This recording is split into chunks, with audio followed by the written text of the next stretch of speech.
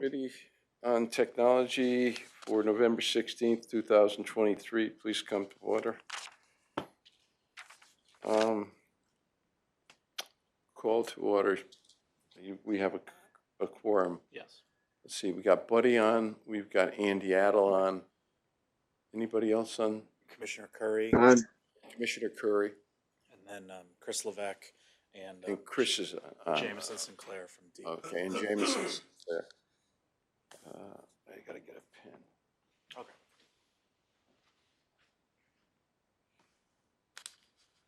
Okay. Public comment relative to agenda items.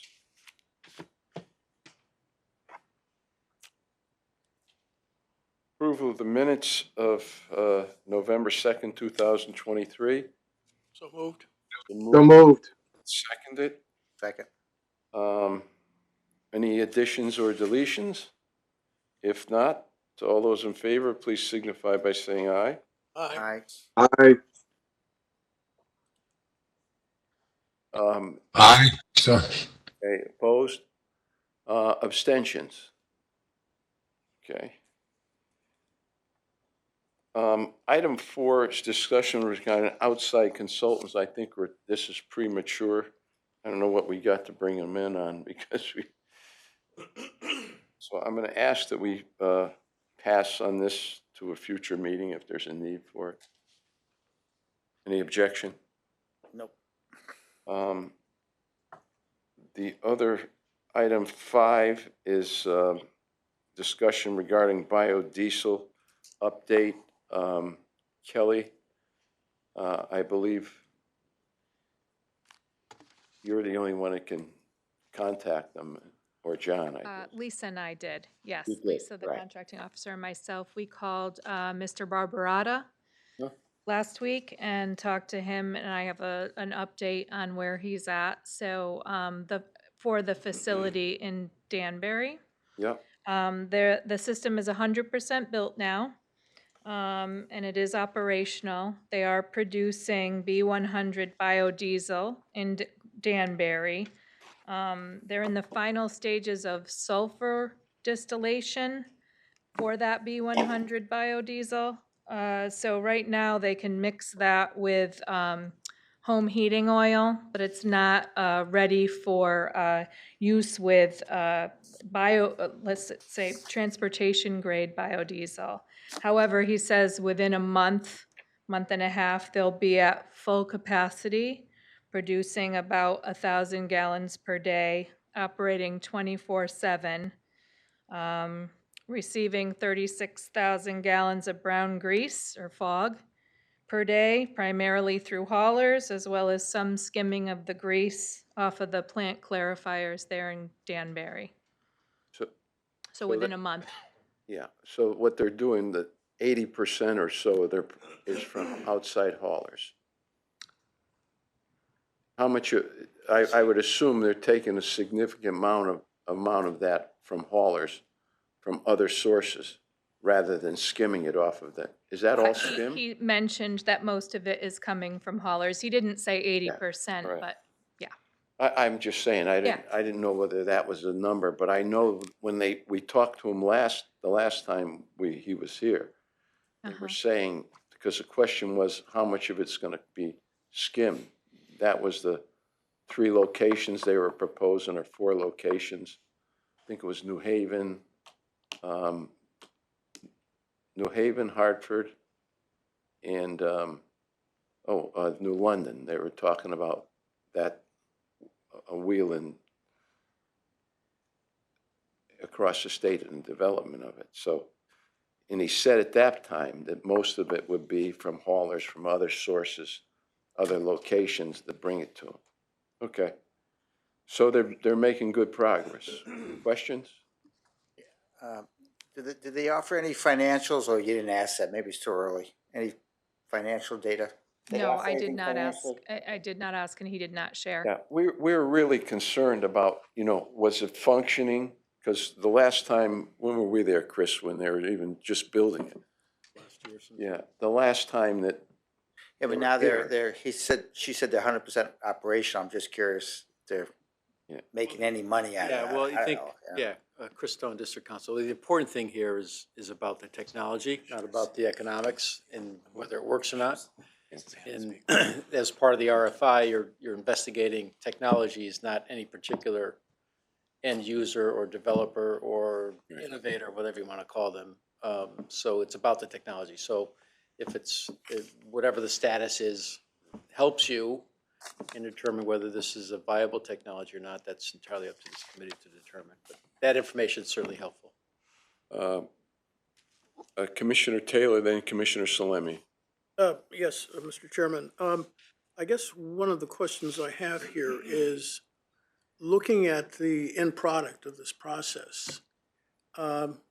Seems to me, or I'm under the impression that there are different grades of biodiesel, or that it's capable in terms of how it can be used. But Buddy can probably give you more enlightenment on that. Okay. Why don't we let Buddy speak? Okay. And then Buddy can answer your question probably. Buddy? Commissioner Salemi? You're fine. Okay, all right. I'm never.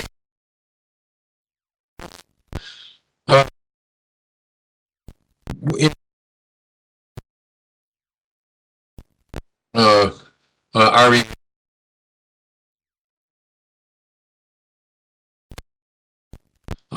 I the difference.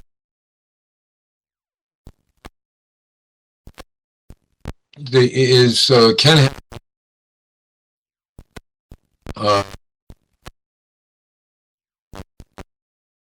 vehicles. So, and that's the one that's supported by DEEP. At this point in time, I think it's about 5% of all home heating oil that's sold has to be biodiesel, or and in 2025, the legislation requires that go to 30%. So the production on that doesn't have to remove as much of the sulfur. My understanding was that Danbury had a plan, and I'll say that I know this from people in Danbury as much or perhaps more than I know from REA, because the public works director there is somebody that I know, and that the original idea was that they would produce transportation grade, or vehicles to use, because they had some plans that when production reached a certain amount, that they would use it for, they would convert some of their school buses, which I guess the city owns, to biodiesel. So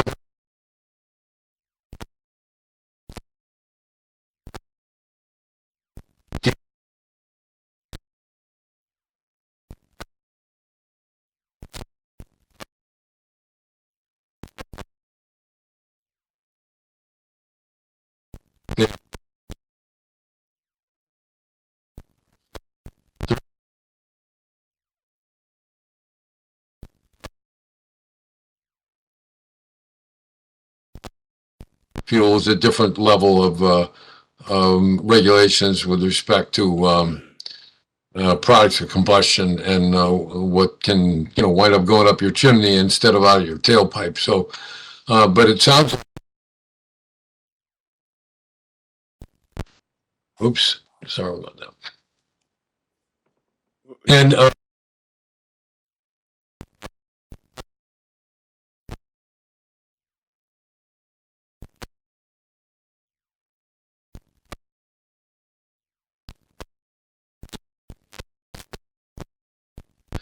Danbury with the city folks at all yet? No, and I believe it's Veolia that is the company that is managing the Represents the plant. city. They Yeah. represent the city. Yeah. Yeah, the city.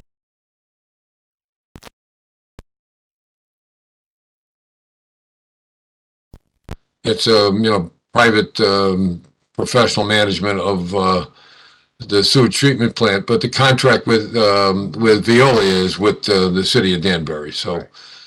they're kind of one step removed as a subcontractor to Veolia. But you're right. At some point, we'd like to hear from them as well, on the success of the relative success of the project, which sounds as well. So that's all. It sounds good. If they do,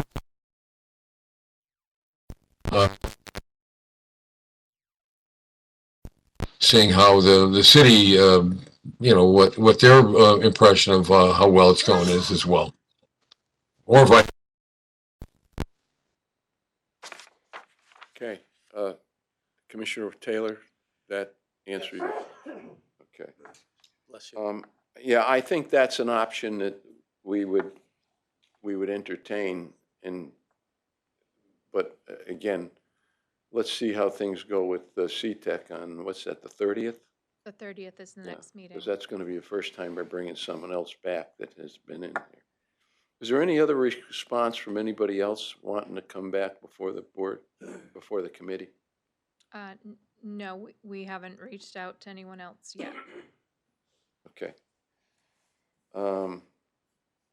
Further questions on the biodiesel? David, you? No, I'm good. Very good. Yeah, because any kind of financials they're doing there would be proprietary, I'm sure. If it was city-owned, I mean, the city wouldn't give you anything like that I don't at some know, point? but I mean, I'm talking about most of the work they're bringing in there with haulers. I'm not sure that they want to share that information with anybody, but again, that's something they could be asked if they were here. Okay, 6, discussion of biomedical waste. I guess we got something from staff. Scott sent to us. Everybody get a copy of that? It was an email. November 9th. Scott, Chris, you had a discussion. You were part of the discussion with Deep. It says here on November 6, 2023, District Con. Yeah, I was at that meeting. Anything that No, that email reflects what these no discussions. one's talked about, anybody that's using? The discussion is memorialized in that email from Scott to this committee, and I think he sent it to everybody, to all the commissioners. So, I mean, that's an accurate account of the discussion. And the only one he references in that is, I don't think there was a situation, according to them, on a Rhode Island application, and it just said for process, it was a paralysis. he referenced, I'm sorry, to answer your question, he references the Bristol Covanta facility has the one in Connecticut that. Yeah, oh, that's a pending, isn't that a pending? Yep. They were turned down either by this town or something last year. That was the mass burn that's being Covanta. That's not what he says here, but you may know more about it than I do. But they have an application that's still pending. Yeah, that's the Covanta, Bristol. Covanta received their air permit from the, I'll call it the air section of Deep. They're now, Jameson's on that. they're, okay, well, he can talk when I'm done, I guess, but. Go ahead, I'm Then, sorry. that's okay. And then they're waiting for their solid waste management application. Initially, there were some concerns raised by Ms. Freegon, and they've since revised their application for a permit, and that's pending. So, but they're not operational, to your point. Mr. St. Clair? Yes, just wanted to clarify a couple of things. So they have not received their air permits yet. They submitted the applications. All of the applications are pending at this time. And as was indicated, they have not commenced burning the material yet. They won't be able to until the permits are approved. Mr. St. Clair, wasn't there consideration on that in Bristol last year? Is that when they made the first application? There was a pushback from Yeah. the local community, wasn't there on that? So that,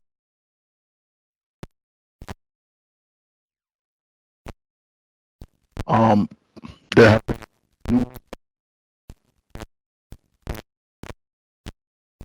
and some agreements have been struck to which the department is not a party, that are allowing the processing of the applications to move forward. Right. What also happened with Bridgeport at the time is there was a change in the municipal government administration between when the applications were originally discussed with the town and when the applications were submitted.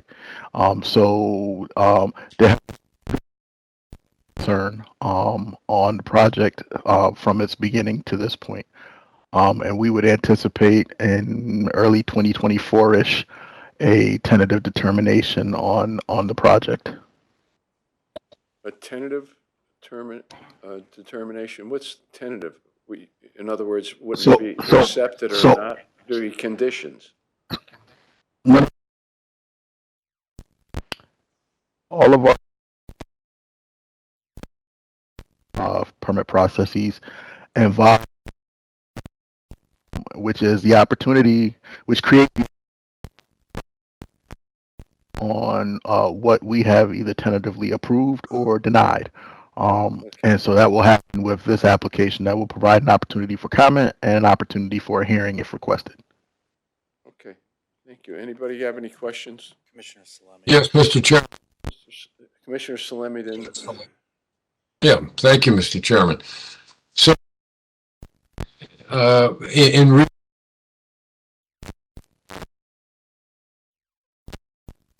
Scott's email about it.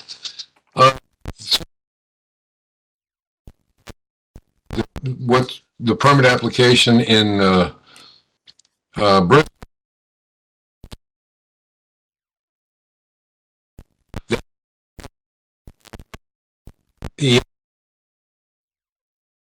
using process of pyrolysis, and the Bristol one is a mass burn one, if I can get this correctly. So the way that and that's basically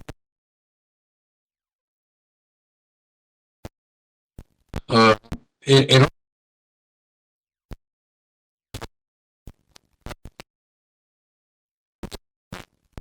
it has to be treated first, and my assumption is that it's being treated by the generators, by the hospitals and the labs and so forth. And the process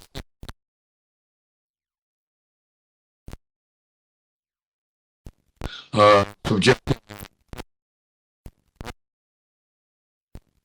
to high temperature steam, and that's what autoclaving basically is, so that it kills off the pathogens and it's transported, as waste, but with the pathogens more or less already dealt with.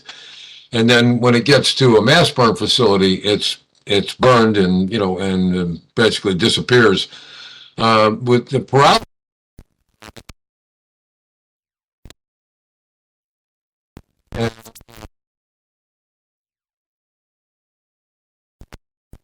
so if you're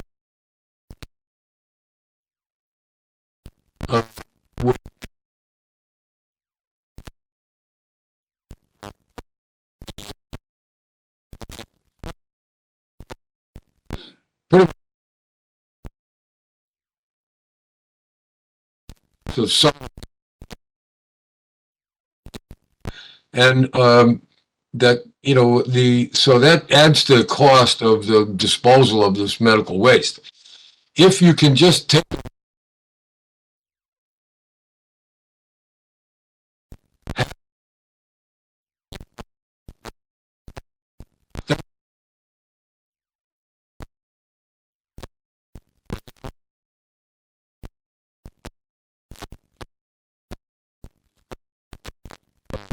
And so there's a reduced cost in the end, and the pyrolysis process is used to destroy this waste. And it, winds up being the same thing. It more or less disappears after being burned at high temperatures. But you're able to eliminate the autoclaving process. I don't know if Mr. Sinclair is familiar that there would be a different permit application. Now, Scott's letter says that the Rhode Island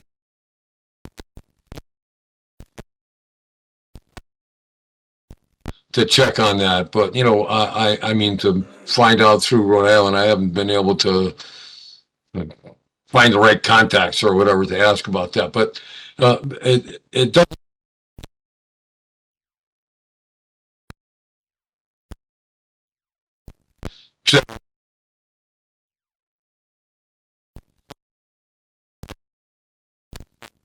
Opposing lawsuit or something, but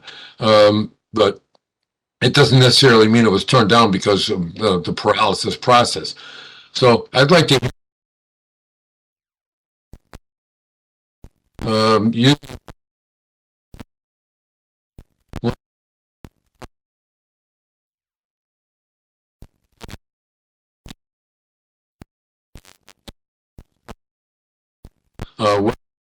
the I think it would give you a tremendous advantage in the economics of it if that part of the process is eliminated. So that's still something that I'd like to hear about, because I think it's still an opportunity for us to talk to the generators of medical waste to see if the MDC can play a role dispose.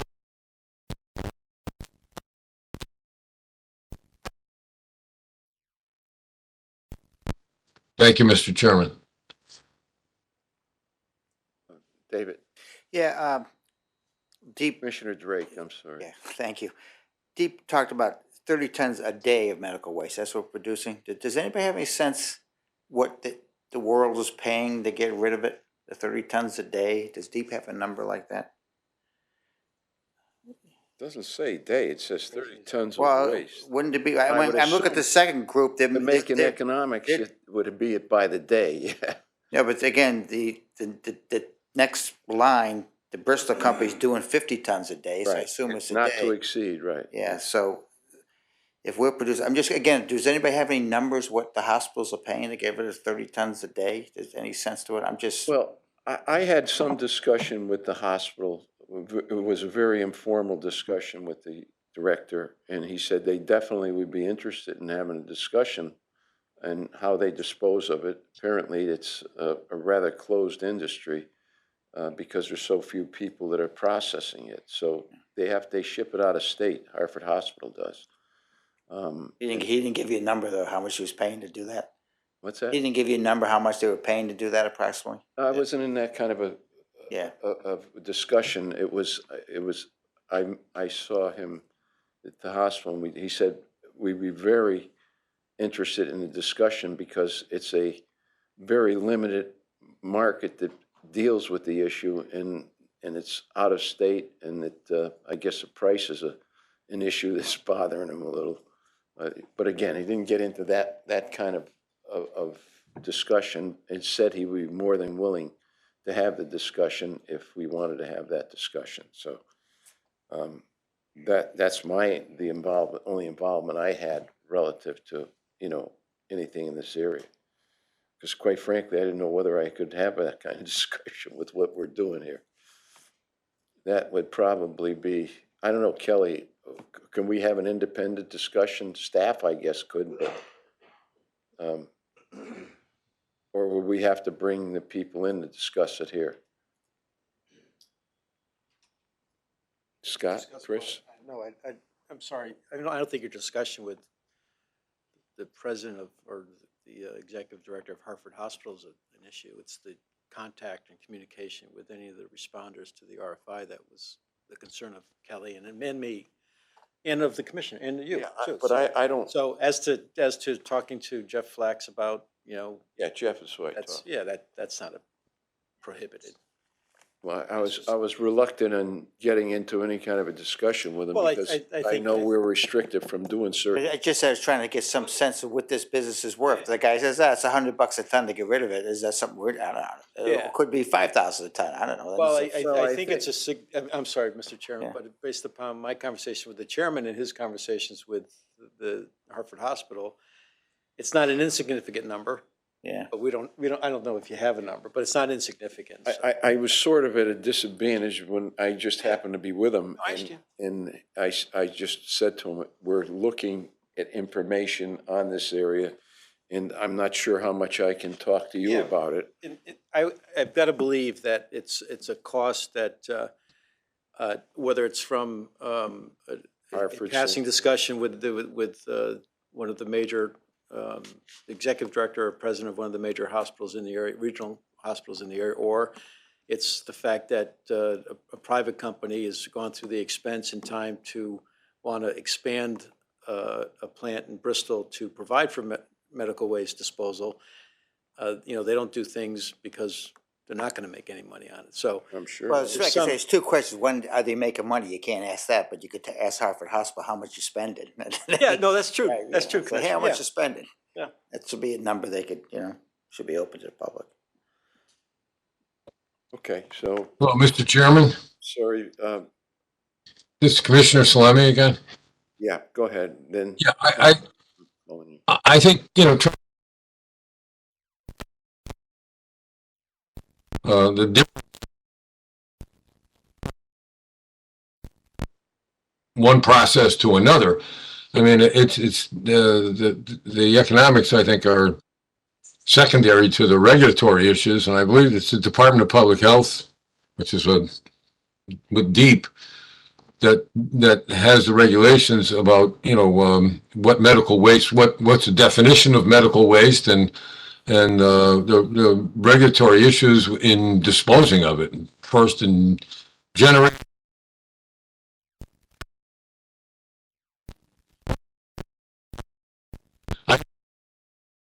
Here's some more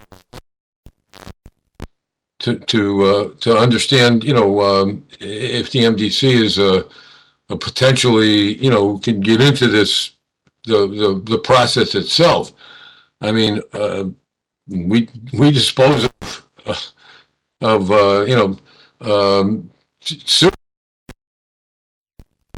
the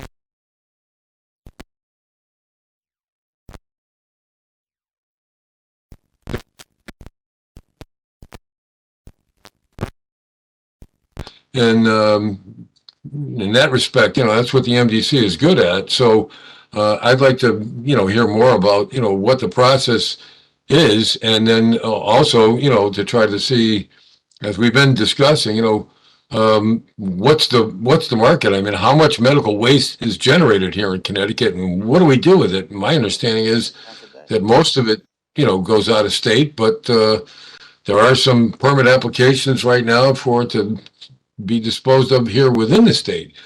But I think the regulatory issues are important, especially since no permits have been issued that we know of. So I'd like to see, from what, and I think it's still a possibility that the MDC could be, involved in the disposal of medical waste, particularly if most of it's going out of state. We keep it here in state, the transportation costs alone could get reduced. And, like I said, we're not in business to make a profit, but, well, we can, be in business to have comply with the regulatory issues with whether it's so. I think that there's a possibility we could have a role in that. I think we understand, we need to understand it better. I guess that's my question. I'd like to hear about that, the difference between the mass burn and paralysis, and whether or not it has to be treated first. I think I'd like to hear about that first and what the costs are associated with that. So, Okay, Tom, could you guys sit up at the table? Jameson Sinclair. Yeah, I see him, but Tom had his hand up. Sure, I just wanted to clarify a point that Commissioner Summy, a question that he asked. I was also at the meeting on November 6th. And Gabby Friedgen, who's in charge of the solid waste group, and that's my understanding where the permit lies that we're talking about, Covanta. And it was for untreated medical waste. Because their mass burn process, the temperatures and that, and I'm not an expert in that area, but it was clearly stated it was not going to have to be autoclaved prior to arriving at this facility. And that was part of their application. So it was to do untreated medical waste. And that's, you know, their business model in the application. And also there was a comment about it was a not to exceed 50 tons per day. And even if the volume generated within the state was about 30, and they didn't have exact numbers on that, clearly there's some freeboard there. And Ms. Friedgen also made the comment that DEEP did not regulate out-of-state commerce. Yeah, I saw that. And so this facility would be allowed to bring in out-of-state untreated medical waste such that they could use that full capacity not to exceed 50 tons per day. So I think that at least is what I understand the communication was from DEEP regarding the permit application, not to exceed 50 tons a day of untreated medical waste. It avoids the autoclaving process, and that it would be capacity greater than what the current generation rate within the state of Connecticut is, and they would be allowed out-of-state commerce for some portion, you know, of that permit capacity. So untreated would be anything. Yeah, so the way it was explained to us, and Anything again, that would be considered waste. yeah, so it's a special or hazardous waste if it's not treated. The autoclaving process eliminates that, Okay, so that eliminates it as a hazardous waste. but it still has to be disposed of as a special waste. Special waste, right, okay. I see. So the mass burn permit application Yeah, that Covanta currently has, my understanding, is that mass burn for untreated, and of course that would allow them to not, the hospital does not have to go through the autoclaving. There is a facility within the state that does do that autoclaving. But the permit application would allow for untreated, so my understanding could go from the generator hospital to this facility and not require the autoclaving process. And that's about my limit of okay. knowledge yeah, of it. I but- guess what well, we got Mr. Sinclair here. Let's ask him the question. But it's with, Andy, I know you're on next, but for discussion purposes, could we take Mr. Sinclair's question? He has a question. Sure. Mr. Sinclair, go ahead.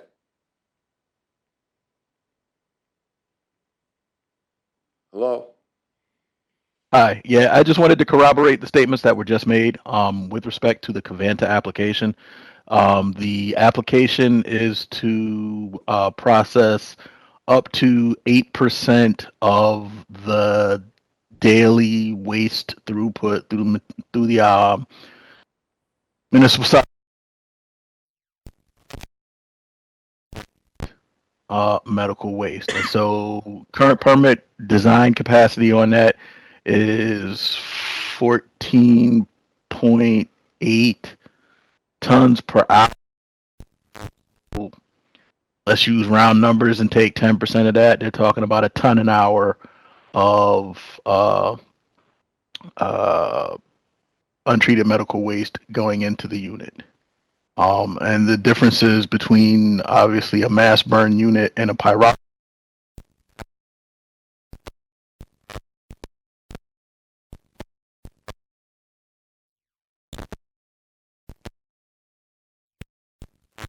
Material. In a pyro process, the material is burned with lower than the normal amount of air that is needed to burn the material. We have deal with municipal solid waste. As a matter of fact, we haven't had a pyrolysis application yet to deal with any form of solid waste. They would trigger both air and, to be clear, in the differences between your incinerators and Covanta's incinerators from a regulatory standpoint. Covanta's incinerators are municipal solid waste incinerators. Yours are sewage sludge incinerators.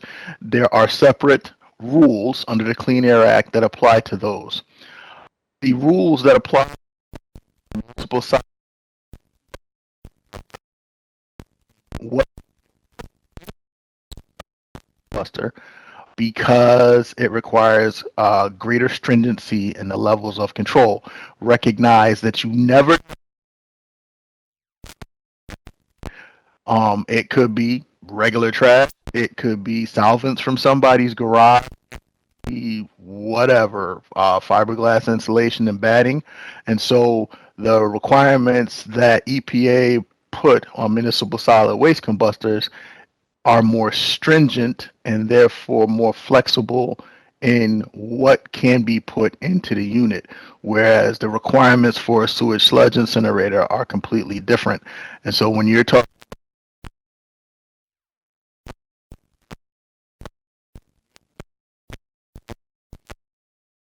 building new incinerators that are inapable of dealing with hospital and medical waste, and there is a specific set of EPA incinerator regulations for hospital infectious and medical waste that you would have to comply with in order to do that. So I just wanted to make that clear with respect to what is going on with Covanta, and also what some of the regulatory requirements would be if you wanted to pursue this. And these are just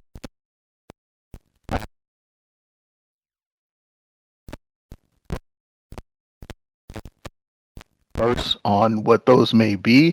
I would imagine that there might be some concern with respect to co-location near a wastewater treatment facility where you are discharging clean water from your outfall, and the potential for contamination due to the handling of infectious medical waste. That's just a common sense concern that I would have. Definitely discuss that with Gabby.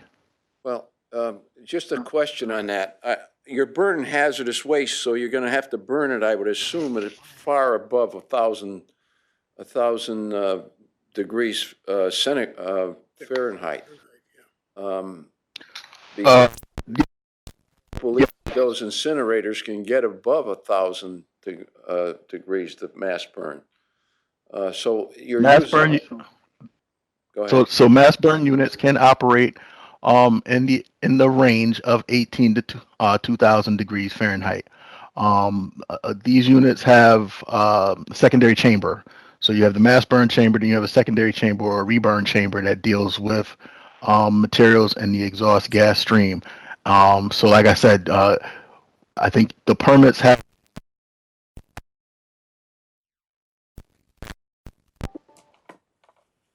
Yeah, but isn't hazardous waste burning at about 1,400 degrees centigrade, which is about 2,600 degrees Fahrenheit?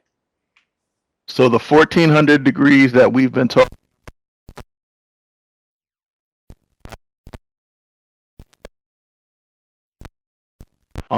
And none of the incinerators in the state operate at that level. No, I know that. But isn't that what you need, the thermal capacity of 1,400 degrees centigrade to burn hazardous waste?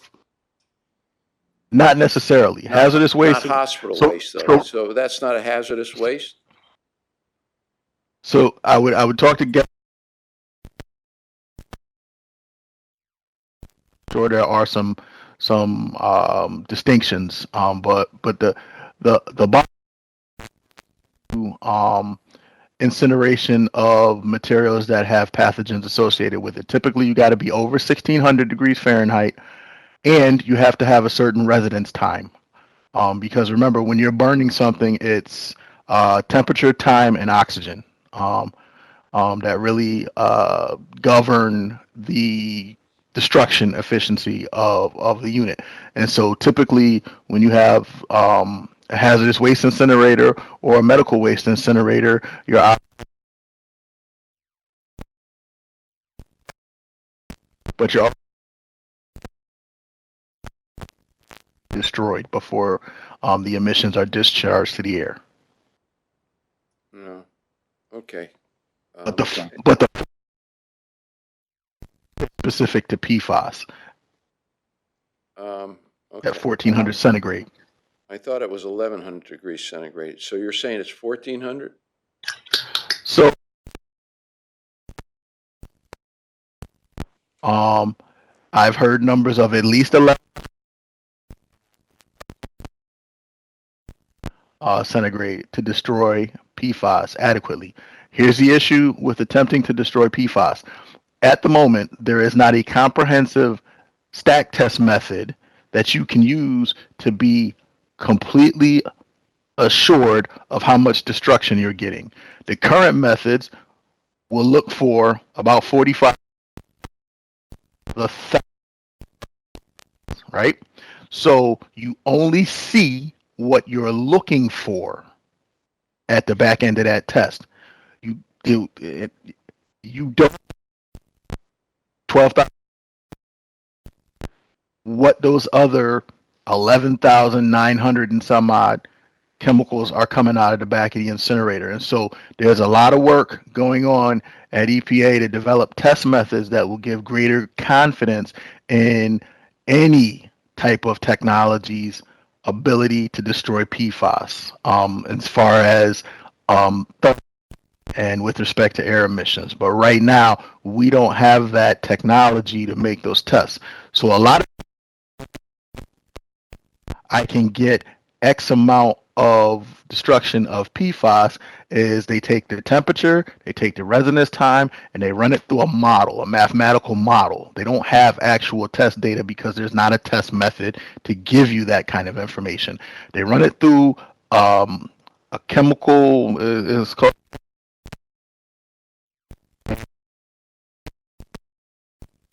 destruction efficiency. And they say, we can do this. That's theoretical. What actually happens in the real world may be very different. And the issue with the combustion of PFAS is that PFAS typically is long chain chemicals.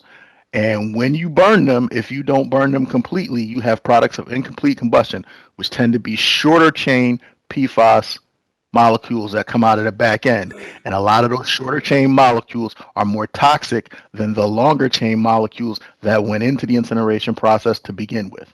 So that's why there's a lot of concern and a lot of study associated with the incineration of PFAS containing materials. You said that solid waste facilities in the state of Connecticut, mass burn, are burning at what, 1,500 degrees to 2,000 degrees Fahrenheit?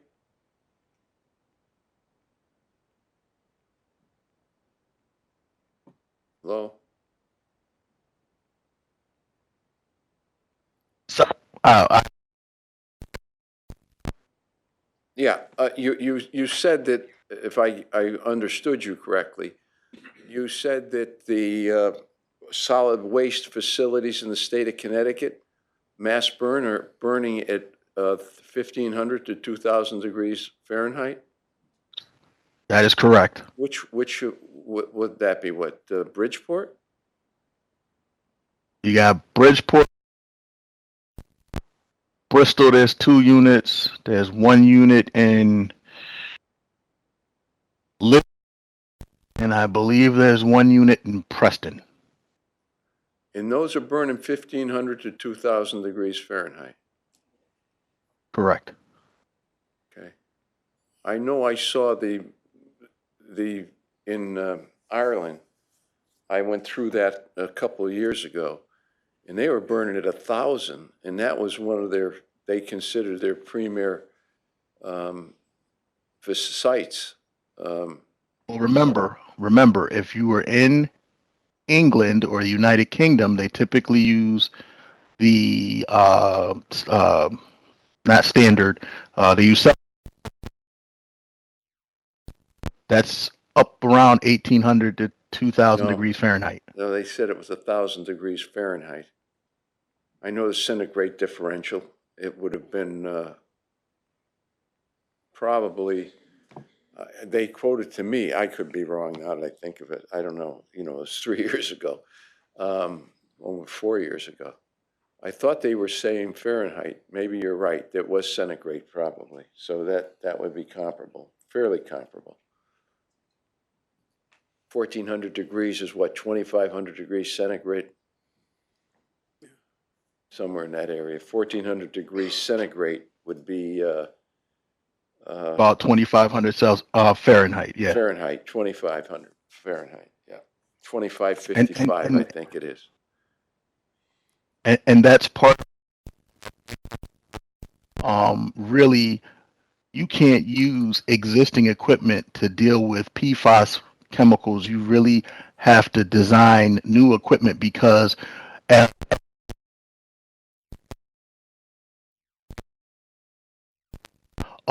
some of the stainless steels that were in use at the time that these units were built.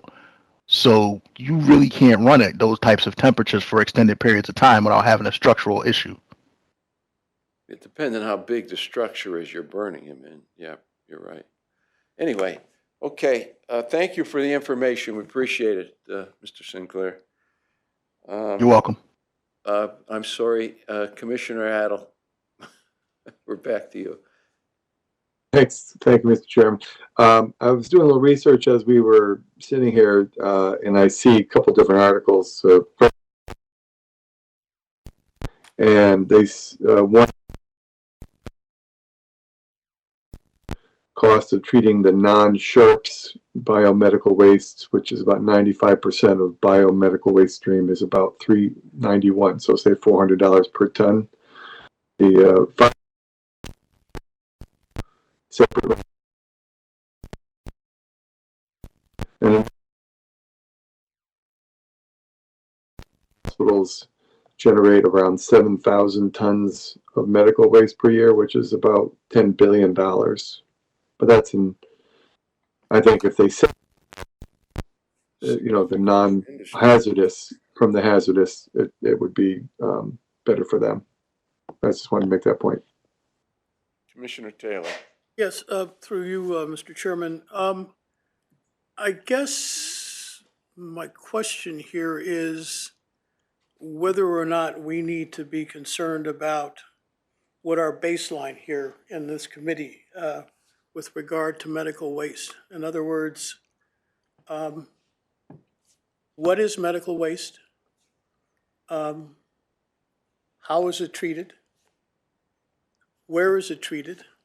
And more particularly, what are the regulatory standards or benchmarks that you have to hit?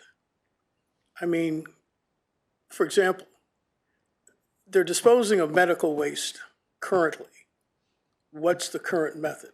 We also know that they're disposing of medical waste in places like Europe, where essentially they have much higher environmental standards. I think it would be helpful if we ferreted out that information and had it organized in some fashion so that we could go through it and basically, in a sense, be operating from the same baseline, from then which we can attack the problem as it pertains to the MDC in terms of looking at this particular issue.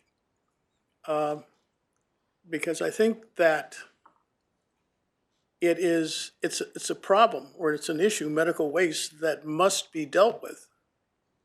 It's currently being dealt with, but I think it behooves us to make sure that as far as this committee or group is concerned, that we've hammered out basically what the parameters are so that we can then make some decisions. Medical waste is going to be dealt with, whether we like it or not. And I think if we're going to consider getting into that business or game or whatever you want to call it, we need to make sure that we know what our baseline is, where we're starting, and where we would like to go.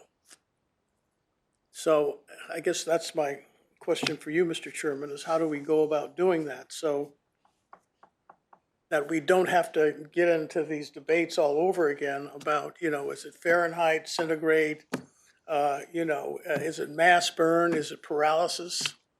Let's shake that out if we can, because it doesn't entail talking to, any companies or anything like that. We're just looking for basic data or information, economic, engineering, and scientific.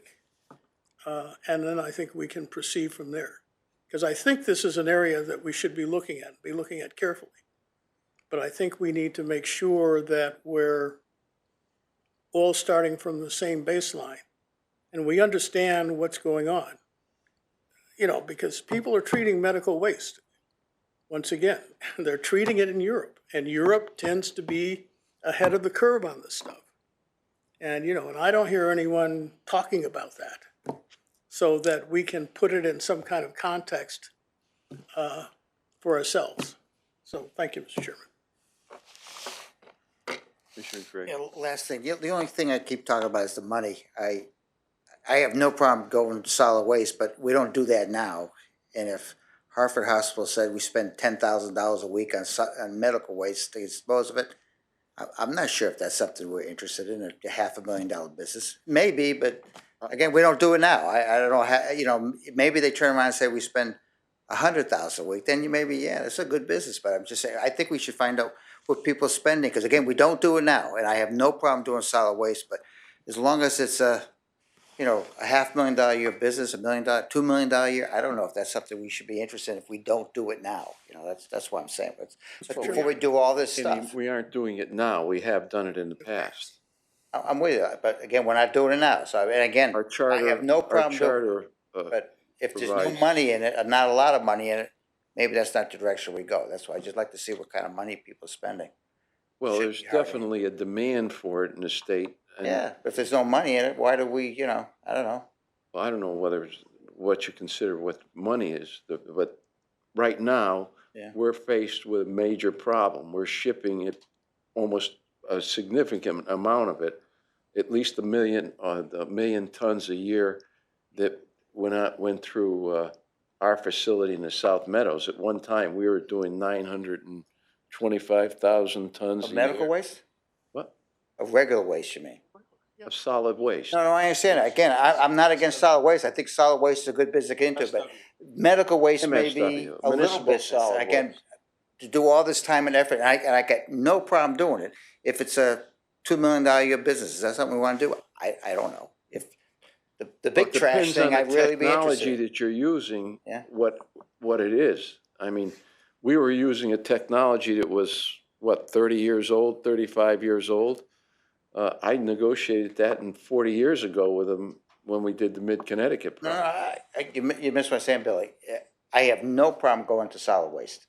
No, But maybe this medical waste is a $3 million a year business. I don't know if I want to chase down a $3 million a year But business. again, That's kinda I sophisticated. agree with Yeah. you, David. But I'm saying to you, we don't know what that business is or what that industry is. We asked staff to look into it, and, this is what we got back. But that was initial. That was just No, I'm gonna say, don't spend a lot of time looking at all the equipment and how to do it and everything else if we find out it's a $2 million a year business. And do we want to spend all the time chasing that?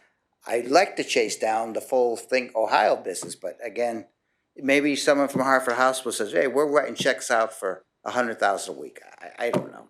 And then then hey, this is a good business. But if the guy says we're writing checks for $10,000 a week, I'm not sure if we're interested in spending a lot of time. I think it's a lot more than No, I 10. understand, but you think, I don't know what that is. I don't know what it is either, Yeah, so that's why I said, I think you need to do that first.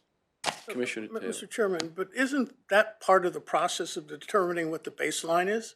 That we ask those questions?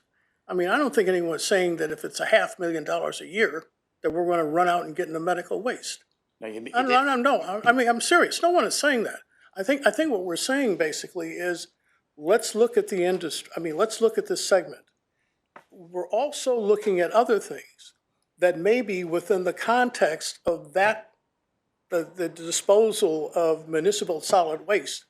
Let's say that we get someone in here, that they've got a process that generates the kind of heat at the level that basically can knock out the medical waste. I don't see any reason for us not to basically take a look at that and see if basically that can be part of that waste stream. That's the thing I think that I'm thinking about and looking at here. If it's like yourself, if it's $500,000 or $2.50 and it's a waste of our time, I agree. We shouldn't be looking at it, but I'm does it just fit saying, in? let's not, before we look at all the technologies, let's just make sure medical waste is money in it. That's all I'm saying, sorry. Because we don't do it, if we're doing it, then you add it, but let's just make sure there's money in it before we spend lots of time on technology. This is almost a circular discussion. Yeah. Okay. Okay, again, if you want to have your staff spending weeks chasing I'm down just this saying for, that when we asked our staff to look into it, yeah, we didn't have any information. Now we've got some information. We've heard from Deep, and we got a lot more information relative to what we were talking about. So I guess the question is, you know, that was something we were looking at in general, and I think it was Commissioner Salemi that had recommended or I think it's a great idea. Just wish there was some sense of money in Yeah. it, that's all. But Okay. whatever, it's fine. So maybe we got to ask more Yeah, questions. I That's what agree. it is. Okay. We're not going to ask them today. No, I agree with you 100%. I just, Okay. Further discussion so we don't get. Further discussion on biomedical waste. Okay. Can I throw out a, Yeah. excuse me, I'm not a member of the committee. It's but okay. You can participate in it. It's not a problem. active listener. So I just want to, Chairman of Public Works, so I want to That hear too. from you. all right. But I just want to throw something out.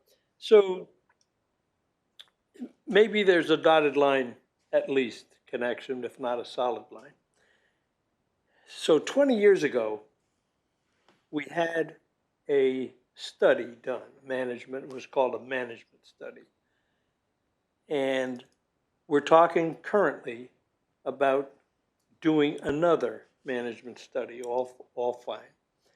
And as I understood the original 20 years ago, that study pointed out the fact that as they saw it then, given what they knew then, MDC was doing essentially fine, but it was concentrating on delivering a product, the water, and removing the sewage and treating to whatever degree it could. And their recommendation, bottom line, was keep doing what you're doing. Don't worry about other little things. And that was their report. I would assume if we do a similar study today, that the science that they have at their fingertips now would be such that many of these questions could in fact be answered, and the bottom line may be the same. Stick with what you're doing. You're doing fine. Or it could be the case that things really have drastically changed to a degree that there are some other things, including medical waste, if in fact that's a particular area to deal with, and their recommendations may in fact be different. But my only point in suggesting that there is this dotted line connection is that the science seems to have changed. I know that 20 years ago we didn't talk about PFAS, and now we have to. So the medical waste industry perhaps wasn't as large as it is today. I don't know the answer to that. I'm suggesting maybe. But I certainly support our moving forward with this study, call it management, call it whatever you like, moving forward with that. And at the same time, we probably will be getting a lot more data that we can use to make a decision like this in particular with good numbers, or at least good projections. So I throw that out only to continue furthering the discussion. And nothing more. I'm not trying to suggest going one way or another, just to consider the possibility of where that discussion would lead us. Staff, board members, et cetera. Well, there's been significant changes in the solid waste issue. I mean, there's 1,000 tons, 1,000,000 tons a year that no longer is going through the South Meadows of Hartford. Right. It's being shipped out into Alabama, all over the country. The governor of the state of Connecticut and the legislature have stated that we're in a major problem. We've got to stop that. We can't depend on exportation of solid waste out of the state, and being it's subject to, you know, that changing, the cost changing. And I think that's the challenge that DEEP has continued to look at. They looked at it 5 or 6 years ago, and it was a disaster. They couldn't solve the problem, and it went away. It's back again. And that's, we went through a lengthy process, and I'm sure Mr. Sinclair can give us some input on that, but it failed. And it was a negotiation. It was a technology that was really the problem when it got down to the bottom of it. That's why they're now shipping it out. We closed down the South Meadows. The city of Hartford was opposed to it 100%. And I don't believe you'll ever see 1,000,000 tons of municipal solid waste processed in the South Meadows of Hartford. It's a significant air quality problem that we're suffering right now. And that's the reason that I feel so strongly about doing something that is better than a technology we've been using. Even though it meets a federal standard, the federal standard is too low. But the people of Hartford are subjected to something. I don't think they should be subjected to anything. The federal standard is a significant standard. If you look at the city of Hartford and across the country, the number of Hispanic and African Americans with asthma skyrocketed in Hartford. And we all know that exists. And if we're going to continue to sit in a circle here and say, oh, we're doing fine, we're meeting the federal level, and still the people of Hartford are suffering with 52 tons of carbon being discharged, that's not, in my opinion, where we should be. We should be looking at a technology that reduces it down to as low as possible, to zero, if possible. And I'm saying there's technologies that they're looking, that are evolving. Everything evolves.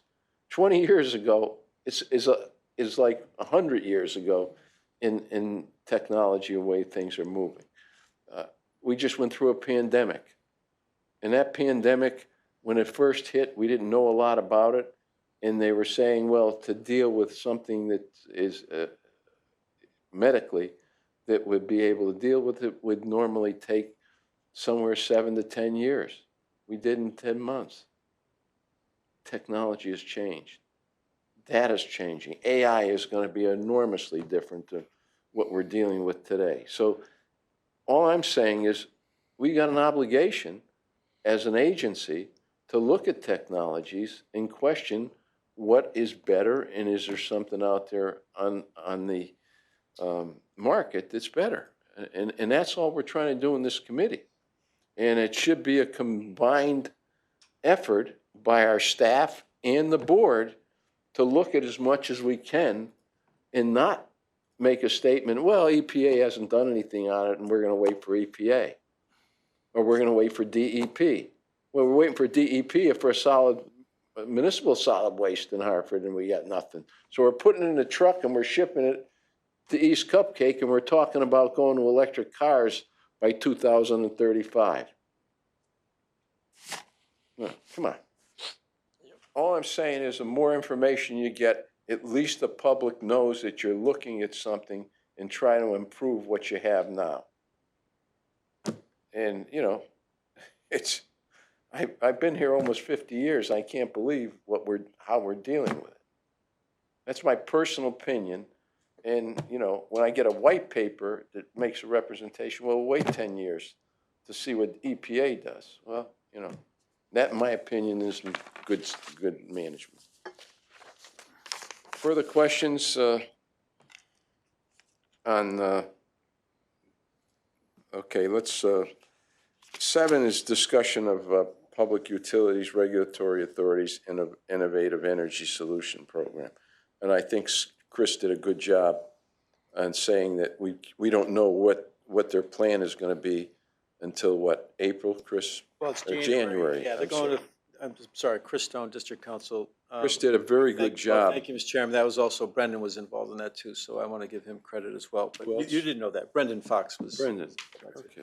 So they've completed. Can I take back where? Oh, wait, let me take that, no. So the phase 1 is complete in terms of application or determination of what the priorities are, the application process, application submittal deadline, and now currently Pura is reviewing those who have applied for grants under that program based upon the criteria set forth for phase 1. And my understanding is that they should have some, make some determinations, certainly before the end of the year, possibly within the next couple of weeks. So that's phase 1. Phase 2 will start in January of 2024, January, February, but hopefully January. And it's the start of a phase is Pura's determination as to what they're looking for. And it may be the same as phase 1. It may be something wholly different than what's provided in phase 1. But until that's determined, there's nothing to apply for. We don't know whether it fits into any of the technologies or any of the initiatives or policies of the MDC. We'll certainly monitor that, and we'll know, and as soon as we know, you'll know. But that'll start in January. They'll have set their priorities, what they're looking for. Similar deadline to apply, Mr. Chairman. I would anticipate, just as they did in 2023. So it's an April-May application deadline, or application process to begin deadline. I think it was June. June was They'll come June out with 1st. the criteria. Yeah. I think they make a decision in April. If once the criteria goes out, they give you, I think, 4 months, and I think its Yeah. deadline was April 30th or It was something. May 1, yeah, either one, well, it's one or the other, Bill, right? April 30th or May 1. It was right there, right? Right there, And right. then they receive all the applicants for grants, and then they have a decision-making process, which is, as it turns out, 4 to 6 months at this, for maybe 6 to 7 months from the time they close out the applications. That's at least the experience from 2003. And this is an evolving issue, but it really initially started where they were dealing with was the transmission companies in the state of Connecticut, electric transmission. And that's basically 2 companies, maybe 3, I think, but those are people who are transmitting, not generating. And, but it gives them broad, if you look at the basic legislation itself, and it gives them broad ability, especially in green energies and things like that. And they just have to make the determination, like Chris said, that the new standard, they're going to look for something else, and they're going to lay those out, and they'll do it in January. Yeah, And we get. Yeah, the legislation was, Chris did a great you're right. job in evaluating. The legislation was a broad, big picture type legislation that was then, the details were provided by regulation. It took some time for them to develop the regulations, I think from 21 to 23, quite frankly, to develop the regulations. But now we have the details, and as the chairman points out, we'll see what happens in January and with phase 2, and take it from there. Any questions? Okay. 8, opportunity for general public comments.